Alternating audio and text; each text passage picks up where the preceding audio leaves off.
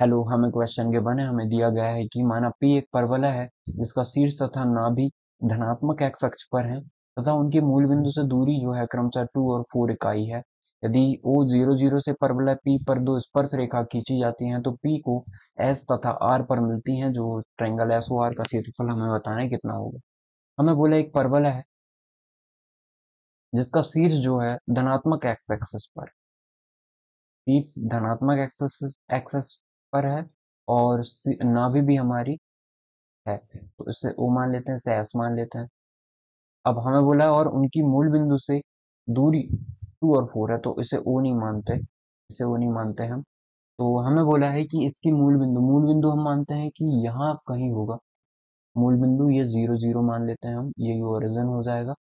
ठीक है, तो यहाँ से हमें बोला है कि दूरी इसकी तो 2 0 हो जाएगी, एक्स एक्सिस पे है तो वाई 0 होगा, और इसकी हो जाएगी 4 0। ठीक है, तो इन दोनों के बीच की डिस्टेंस 2 है। ओके, यही हमारा ए होता है। अब हमें बोला गया है कि यदि ओ 0 0 से परवलय पर दो स्पर्श रेखाएं खींची जाती हैं। ठीक है, दो स्पर्श रेखा खींच दिया हमने, एक स्पर्श रेखा कुछ इस तरीके से खींच दी और दूसरी स्पर्श रेखा ये खींच दी हमने। ठीक है, तो समझ जाइए इस पॉइंट पे और ये इस पॉइंट पे कट कर रही है। ठीक, अब ये इंटरसेक्ट नहीं कर रही है, याद रखिएगा, ये टच करते हुए जा रही है बस, ये ऊपर से। तो अब हमें बोला है कि P को S तथा R पर मिलती है। P एक परवलय है तो इसको एक S पॉइंट और एक R पॉइंट पे मिल जाते हैं। तो हमें ट्रायंगल SOR का क्षेत्रफल बताना है वर्ग इकाई में। SOR का मतलब इसको मिला देते हैं हम, तो हमें SOR का क्षेत्रफल बताना है। ठीक है, तो यदि हम इसकी इक्वेशन बता दें, इसकी इक्वेशन तो बता ही सकते हैं हम, इस परवलय की, उससे क्या होगा, उससे इंटरसेक्टिंग पॉइंट निकाले जा सकते हैं। ठीक है, तो यदि हम स्पर्श रेखा बताएं तो वो कितना हो जाएगा, स्पर्श रेखा मतलब हम यहाँ पे ये बता दें कि हमें इंटरसेक्टिंग पॉइंट चाहिए, मतलब ये तो पता है हमें 0 0, तो ये 0 0 पे मिल रहा है,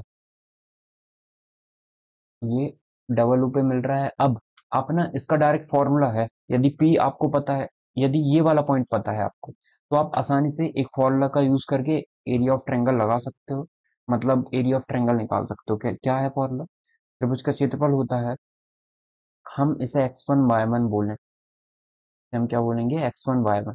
तो हमारा फॉर्मूला क्या होगा वो देख लीजिए, वो होगा y1 का स्क्वायर माइनस का 4ax1, ठीक है, की पावर 3y2 अपॉन में 2a, ये होता है।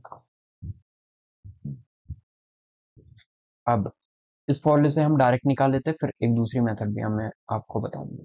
ठीक है, तो हमें जैसे कि बोला गया है कि y1 x1, हमें ये 0 दिया है और ये भी 0 दिया, तो ये तो पूरा ही 0 हो गया, तो ऐसा तो निकाल नहीं पाओगे आप, क्योंकि ये पूरी टर्म 0 हो गई। ठीक है, तो उसके लिए ये फेल हो जाएगा, पर 0 तो आ नहीं सकता एरिया ऑफ ट्रायंगल। तो हम दूसरी मेथड देख लेते हैं अब। तो हमें पता है ये 0 0, हमें इसका इंटरसेक्टिंग पॉइंट निकालना है, हम परवलय की इक्वेशन निकाल लेते हैं। हमें पता है कि वो आ जाएगा Y square equal to 4 X के टर्म में आएगा, क्योंकि पॉजिटिव एक्स एक्सिस का है। तो वाई माइनस 0, तो ये तो वाई स्क्वायर ही रहेगा, 4 मल्टीप्लाई ए कितना है अपना, 2, ये 2 है, और एक्स,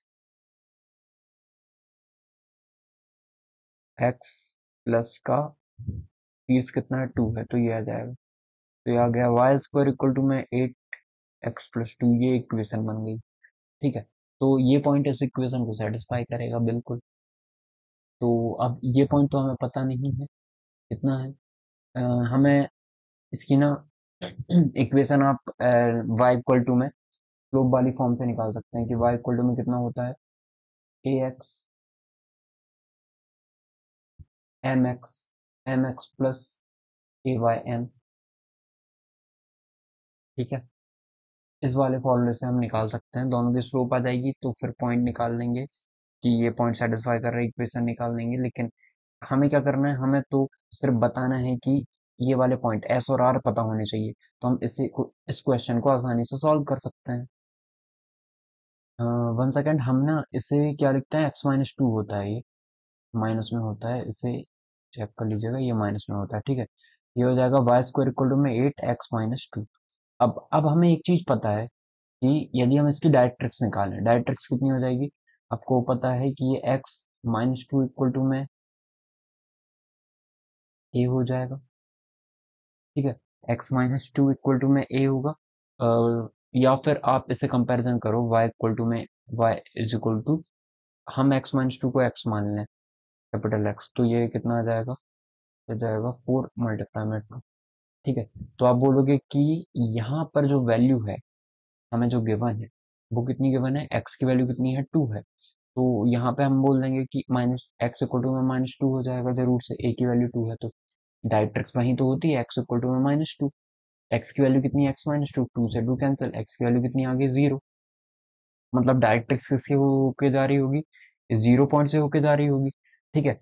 अब ये क्वेश्चन तो इजी बन गया कि यदि कोई भी स्पर्श रेखाएं इंटरसेक्ट कहाँ पे करती हैं, दो स्पर्श रेखाएं इंटरसेक्ट करती हैं ओरिजिन डायरेक्ट्रिक्स पे, तो ये हमेशा कितना बनाता है, 90 डिग्री बनाता है। अब ये 90 डिग्री बना रहा है, इसका मतलब इसका मतलब हम ये बोल सकते हैं कि ये 90 डिग्री बना रहा है, तो ये वाली लाइन और ये वाली लाइन दोनों 90 डिग्री बना रही होंगी। अब ये वाली लाइन, ठीक है, ये 90 डिग्री मतलब ये हाइपोटेन्यूज का काम करेगी।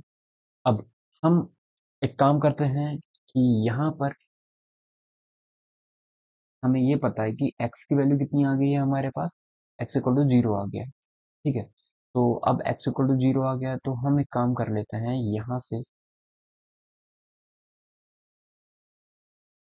से हम वैल्यू किसकी निकाल लेते हैं, हमें ना ये पता है कि x की वैल्यू 0 है, जो कि ये y एक्सिस पे है, देखिए x की यहाँ से लेके यहाँ तक की यदि हम बात करें, यहाँ से लेके यहाँ तक क्या होता है, इसकी डिस्टेंस यहाँ से उतनी ही होती है जितनी इसकी यहाँ से डिस्टेंस है, ठीक है। इस वाले की s से नाभि से डिस्टेंस उतनी ही होती है, ये हमें पता है पहले से ही, ठीक है।